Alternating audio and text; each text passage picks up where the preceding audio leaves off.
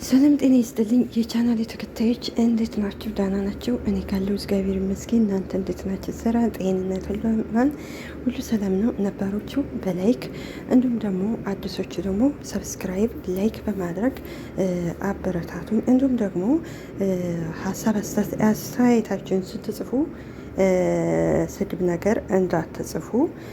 እኛ ይዘን የምንመጣው እዚህ ጋር ያው አስተማሪ ነገር ነው ይዘን የምንመጣው እና ልታበረታቱን ነው እንጂ የሚገባው ማይን ኮሜንት እንዳትጽፉ። እንግዲህ ዛሬ ኖላዊ ድራማን ይዤ መጥቻለሁ። ኖላዊ ድራማ እንግዲህ ያው ምዕራፍ 2 ከጀመረ እንግዲህ ትንሽ ቆየት ብሎ ክፍል ላይ እንግዲህ ተምቹ ወደ ድንብላል እስር ቤት ስለታሰረ ድንብላል ጋር ሄዶ እንግዲህ እነዛን ሰዎችማ የሆነ ነገር ነው የማረጋቸው ሲላት፣ ድንብላልም አዌ አባቴን ነው ምልኸው እነዛን ሰዎች የሆነ ነገር ካደረካቸው እኔን ድንብላልን አታገኘኝም ብለው ነበር።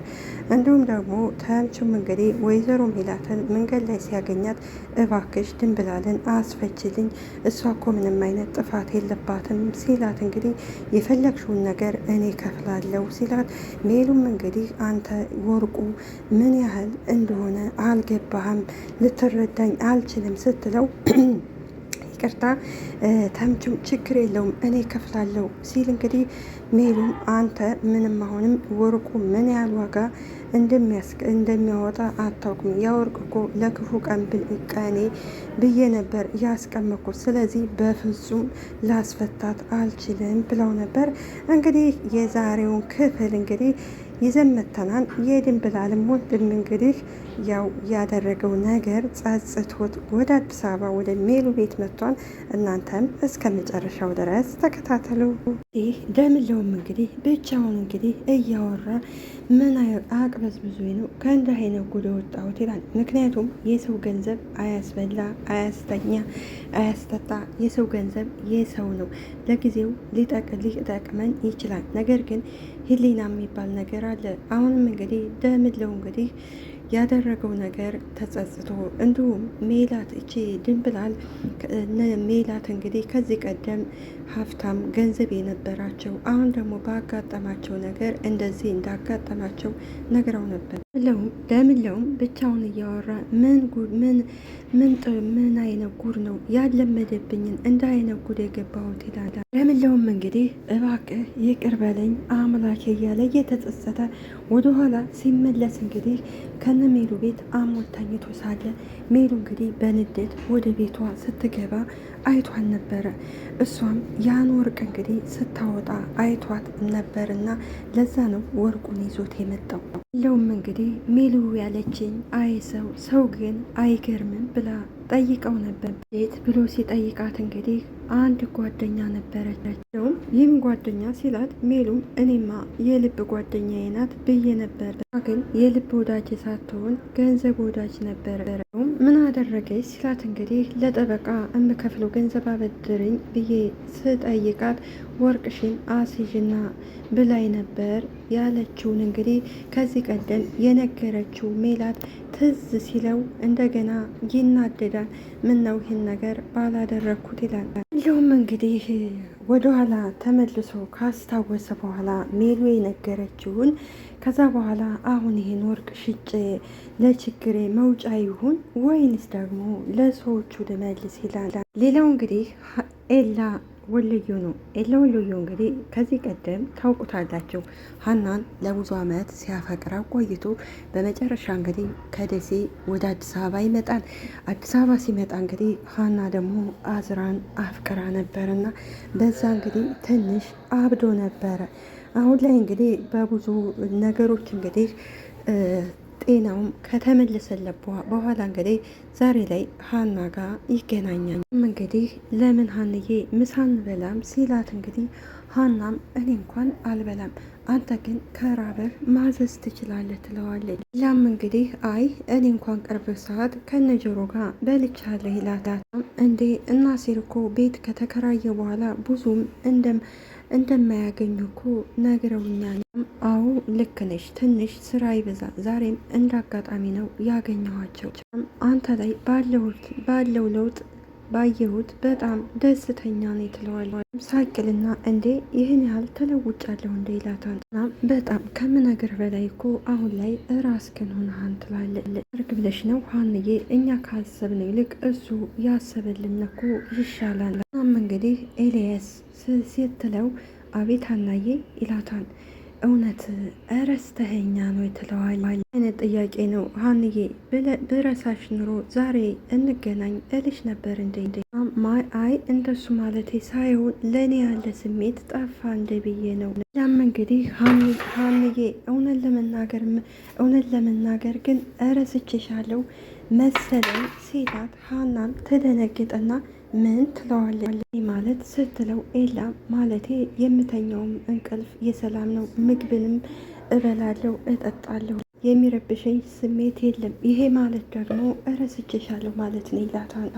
እኔ እንጃ እሱም በምን አውቃለሁ፣ እስኪ አንተ ንገረኝ ስትለው ኤላም ይኸውልሽ ሀንዬ ችግር የነበረው ማስቀደም የነበረብኝን ሰው አለማወቄ ብቻ ነው ሴት ሲላት እንግዲህ ኤላም ከማንም በላይ የኖረችልኝ እናት ያለች እርጅና እየተጫጫናት እያየሁኝ ከእሷ በፊት አንቺን አስቀድሜሽ ነበረ፣ ያን ደግሞ ስህተት ነበር ይላታል።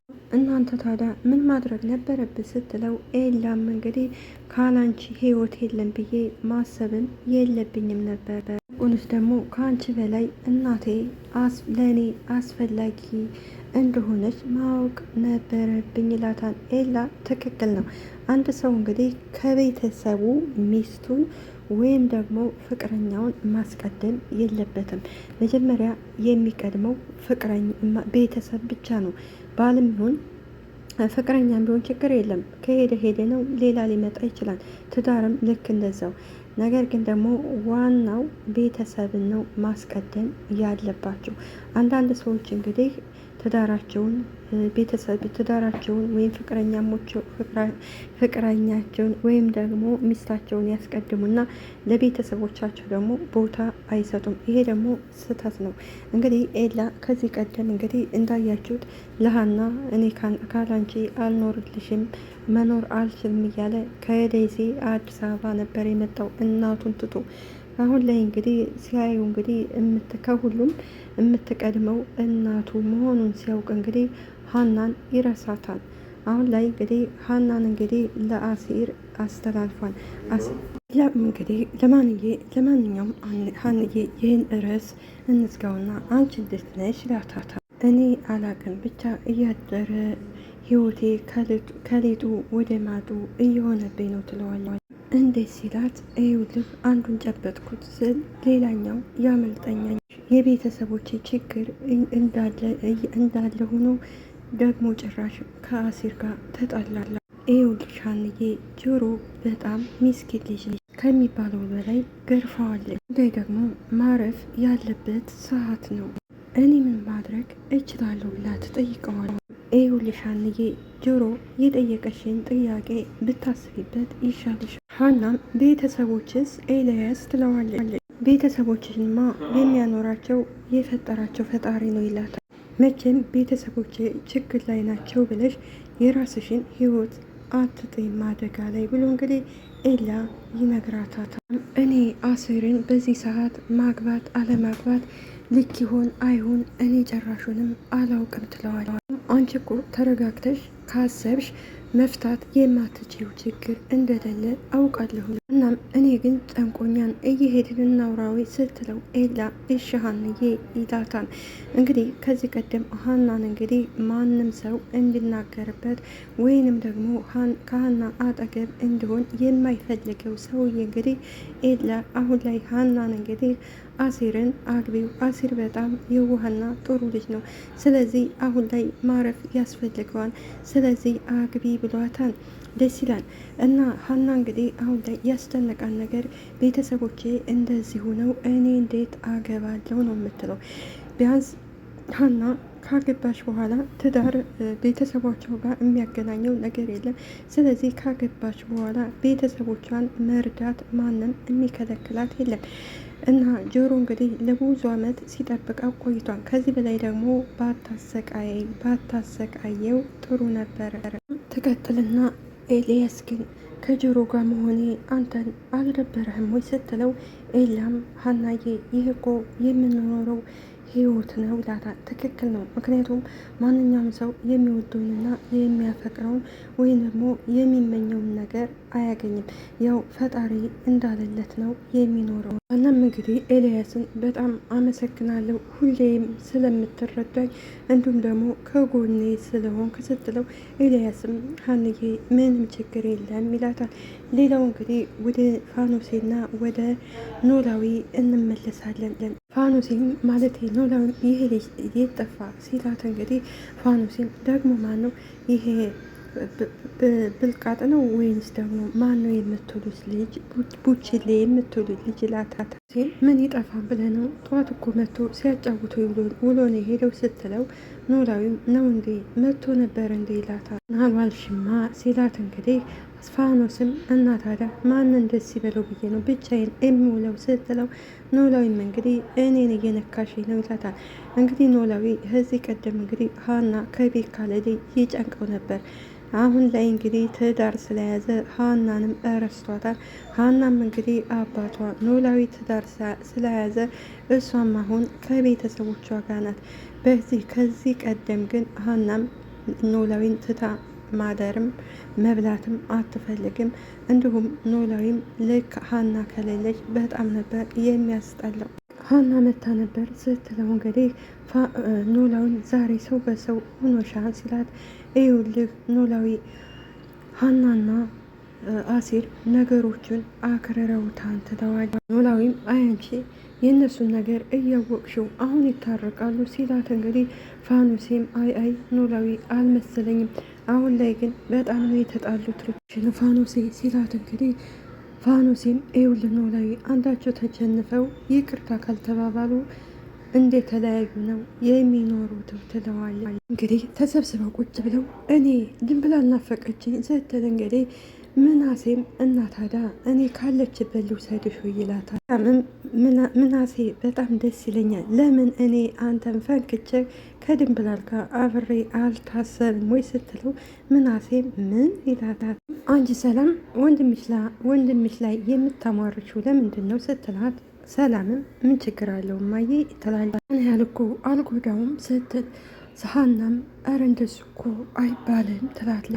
እማዬ ለምንድን ነው የድንብላል ነገር ቶሎ የማያልቀው ሲል ትላት። እንግዲህ ሜሉ ምንድን ነው ቶሎ የሚያልቀው ሰዓት ነጻ ትውጣ ስትላት እንግዲህ ሜሉም ወርቁስ ሀንዬ ትላታለች እኮ እሷ አልወሰደችውም ስትል ሜሉም እሷ ባትወስድም ወንድሟን ለመያዝ ያለን አማራጭ እሷን ማሳሰር ነው። ሰላምም ቆይ ግን ወርቁን ወንድሟ መውሰዱን እንዴት አወቅሽ ስትላት እንግዲህ ሜሉም እንግዲህ ይህን ያህል ጅል ነው እንዴ የምመስልሽ ምን ሲል ይኸውላችሁ ልጆቼ ከዚህ ቤት ውስጥ ስለ ወርቁ መኖርና አለመኖሩን እኔና የድንብላል ወንድም ብቻ ነው የምናውቀው ስትል እንግዲህ ሰላምም ሌሎቹም ይደነግጡና ምን ይዷቷት ቆይ እንዴት ነው እኛ ያላወቅነውን ነገር የድንብላል ወንድም ስለ ወርቅ መኖር ያወቀው ብላ ትጠይቃታለች።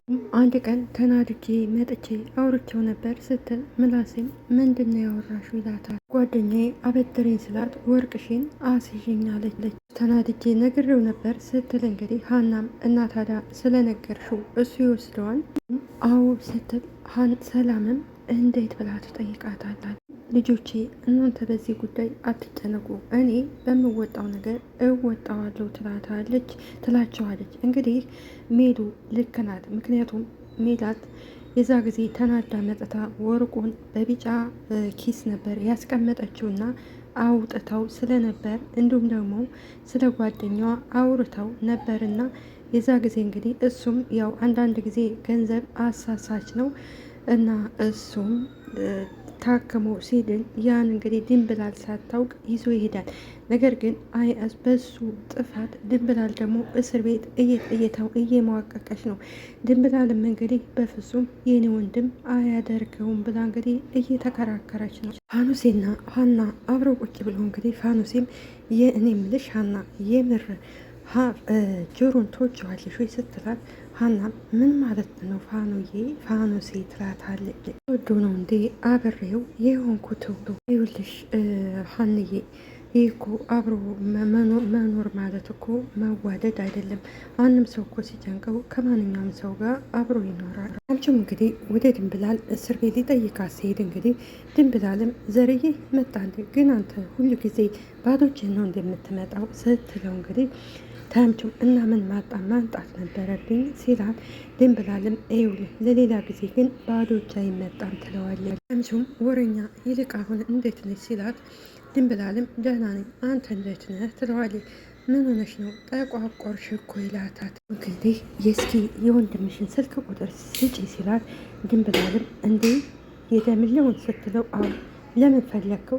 ምናልባት የተባለው ነገር እውነት ከሆነ ደውዬ መጠየቅ አለብኝ ይላታል። ላለም ይኸውልሽ ዘሪሁን እሱ እንደዚህ እንደማያደርግ በጣም እርግጠኛ ነኝ ትለዋለች። ላይሆን ይችላል ነገር ግን ደግሞ ብንጠይቀው ምን ችግር አለ ይላታል። እንግዲህ ድንብላል ያው ወንድሜ አይወስድም ይህንን አያደርግም ብላ ነው የምትከራከረው። ድንብላል ግን ጉዷን አላወቀችም። ነገር ግን የድንብላል ወንድም በጣም ተሳስቷል። እነሜሉ ስለ እነሱ ሁሉን ነገር ጥሩ ሰው እንደሆኑ ከዚህ በፊት የነበራቸውን ሁሉን ነገር አስረድተው ነበር። እሱ ግን ለማይረባ ወርቅ ያን ወርቅ ይዞ መሄድ የለበትም። በእርግጥ ወርቁም ወይ ከነ ወይዘሮ ሜላት አልሆነ ወይ ከሱ አልሆነ ምን እንደሚያደርግ አላቀለት። ይህ ደምለው እንግዲህ የወሰደውን ወርቅ እንግዲህ በኪሱ አድርጎ እንዲሁም ደግሞ ልብሱን ይዞ መንገድ ላይ ቁሟል። ወይ ጉዴ! አሁን ይህን ስሰጣቸው ይቅርታ ያደርጉልኝ ወይ እያለ ብቻውን ያወራ። እንግዲህ ወይዘሮ ሜላት እንግዲህ ኢዩኤል እንግዲህ ከዚህ በፊት ብዙ ነገር አድርጋለን ነበር።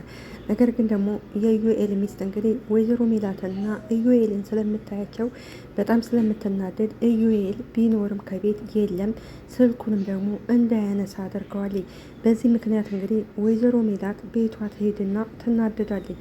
ሀናም ምን ሆነሽ ነው ስትላት ወይዘሮ ሜላትም ሀንዬ እኔ በክብሬ እንደማልደራደር ታውቂያለሽ አይደል ትላታል።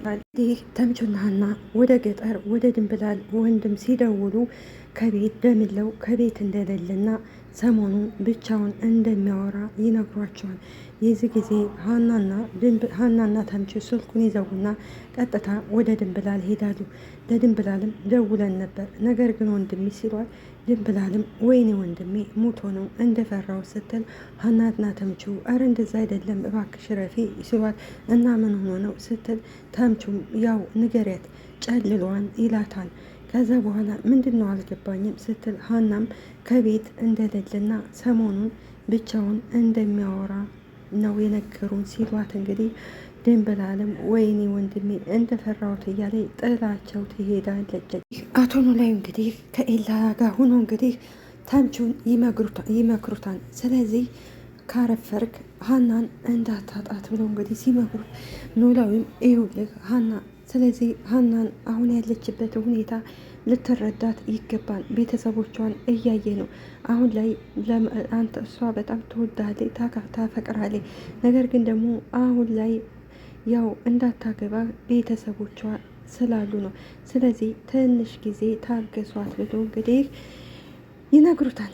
ሌላው እንግዲህ ወይዘሮ ሜላት እንግዲህ ወጥ እየሰራይ ቤቷ ቁጭ ብላ እንግዲህ አቶ ዱባለ ቅርታ አቶ ደምለው እንግዲህ ያው ወደ ሜሉ ቤት ሲመጣ እንግዲህ ሜላት ደግሞ ተደነግጥና ከተቀመጠችበት ስትነሳና አንተ ስትለው ደምለውም እንግዲህ እባክሽ ይቅርታ አድርጊልኝ እንደው ተሳስቻለሁ ብሎ ከእግሯ ሲወድቅ እንግዲህ ሜላትም እንግዲህ ምን አይነት እኔ ይቅርታ ማደርግልህ ወርቄን ስታመጣ ብቻ ነው ያን ወርቅ ለእኔ ምን ማለት እንደሆነ አታውቅም ስትለው ደምለውም እንግዲህ ምንም ችግር የለም እባክሽ እኔ ወርቁን ይዤ መጥቻለሁ፣ ነገር ግን መጀመሪያ ይቅርታ አድርግልኝ ሲላት እንግዲህ ሜሉም በጮሆት እንግዲህ ወርቄን አንጣ ብያለሁ ስትለው እንግዲህ ደምለውም እንግዲህ ወደ ኪሱ ሲገባ ወርቁ የለም ነበር።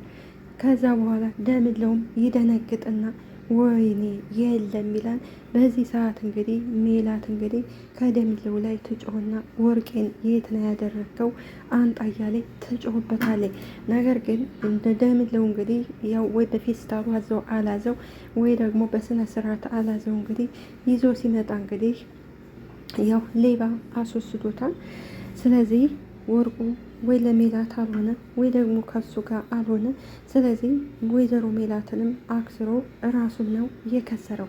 እና ከመጀመሪያው ደምለው እንግዲህ ሜላት ምን አይነት ድንብላል ማለቴ ወይዘሮ ሜላት ምን አይነት ሰዎች እንደሆኑ ነግራው፣ እንዲሁም ደግሞ ከዛች አንድ ክፍል ምሶ ህዝው የትም ጥለሽው አትሄጂም እኛ ጋር ይኖራል ሐኪም ቤትም ይታከማል፣ ወደ ጸበልም ደግሞ እንሞክረዋለን ብለው እንግዲህ አብሮ ያገኙን እየበላ እየጠጣ በስተመጨረሻ ወደ ሀገሬ እሄዳለሁ ሲል እንግዲህ እነሱም በፍቅር በደስታ ነበረ። በማይሆን ጊዜ መጣህብን እንጂ እና ሰላም ግባ አቴ ለምን አቆይም ወይ ሲሉት እንግዲህ እሱም እንግዲህ ከዛ እርሻዬ ከብቶች እያለ እንግዲህ ጥሏቸው ነበር የሄደው። ነገር ግን እንግዲህ በስንተኛው ቀን ወይዘሮ ሜላት እንግዲህ ያን ወርቅ ስታየው ታጠዋለች ለማለት ፈልጌ ነው። ደምለው እንግዲህ በጣም ተሳስቷል። ምክንያቱም በሱ ምክንያት እንግዲህ ድንብላል እኔ ወንድሜ አይሰርቅም ብላ ተከራክራ እንግዲህ እስር ቤት ነው ያለችው። ወይዘሮ ሜላት እንግዲህ እሱ እንደወሰደው እርግጠኛ ነበረች። ምክንያቱም እርግጠኛ የሆነችበት ምክንያት እንግዲህ ያንን ወርቅ እሱና ሜላት ብቻ ናቸው የሚያውቁት። ወርቁን ደግሞ አንድ ጊዜ ተናዳ ወደ ቤት ስትሄድ አሳይታው ስለነበረ እሷም እርግጠኛ ስለነበረች እና ወይዘሮ ሜላት የተናገረችው በሙሉ እርግጠኛ ነበረች።